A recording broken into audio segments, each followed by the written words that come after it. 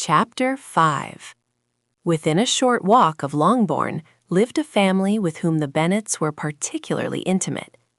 Sir William Lucas had been formerly in trade in Meryton, where he had made a tolerable fortune and risen to the honor of knighthood by an address to the king during his mayoralty. The distinction had perhaps been felt too strongly. It had given him a disgust to his business and to his residence in a small market town, and in quitting them both, he had removed with his family to a house about a mile from Meryton, denominated from that period Lucas Lodge, where he could think with pleasure of his own importance, and, unshackled by business, occupy himself solely in being civil to all the world. For, though elated by his rank, it did not render him supercilious. On the contrary, he was all attention to everybody. By nature inoffensive, friendly, and obliging, his presentation at St. James's had made him courteous. Lady Lucas was a very good kind of woman, not too clever to be a valuable neighbor to Mrs. Bennet. They had several children. The eldest of them, a sensible, intelligent young woman, about 27, was Elizabeth's intimate friend. That the Miss Lucases and the Miss Bennets should meet to talk over a ball was absolutely necessary, and the morning after the assembly brought the former to Longbourn to hear and to communicate. "You began the evening well, Charlotte," said Mrs. Bennet with civil self-command to Miss Lucas. "You were Mr. Bingley's first choice." "Yes, but he seemed to like his second better." "Oh, you mean Jane, I suppose, because he danced with her twice. To sure, that did seem as if he admired her. Indeed, I rather believe he did. I heard something about it, but I hardly know what. Something about Mr. Robinson." "Perhaps you mean what I overheard between him and Mr. Robinson.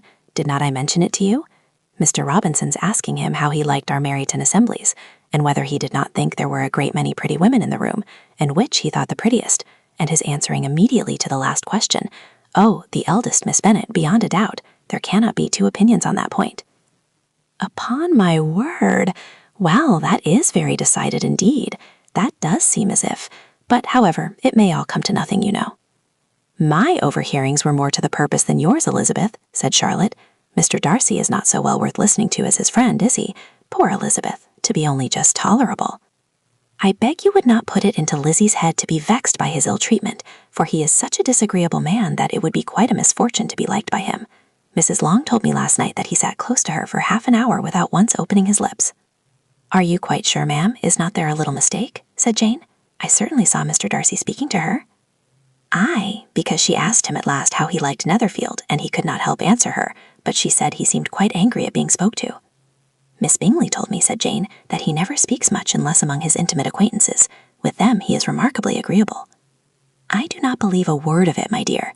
If he had been so very agreeable, he would have talked to Mrs. Long, but I can guess how it was.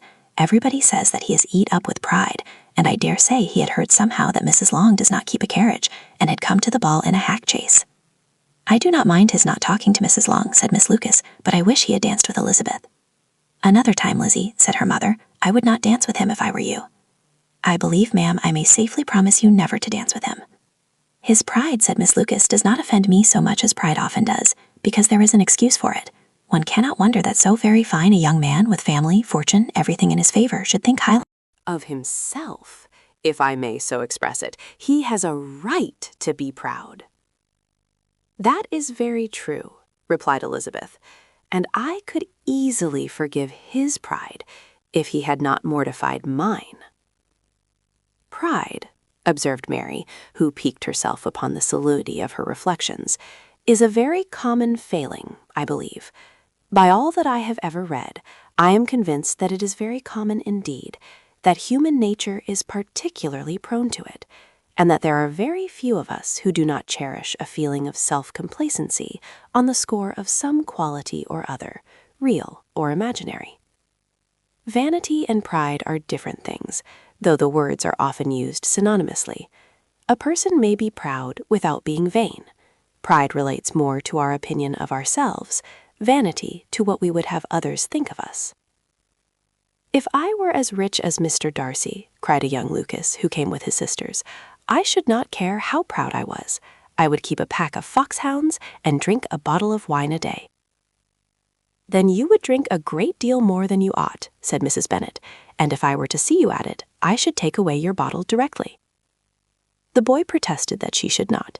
She continued to declare that she would, and the argument ended only with the visit. Thank you for listening to this classic narration. This audiobook was thoughtfully prepared to offer a calm and immersive literary experience. If you enjoy timeless romance and elegant storytelling, consider subscribing to continue exploring more beautiful classics. Until our next story, thank you for being here.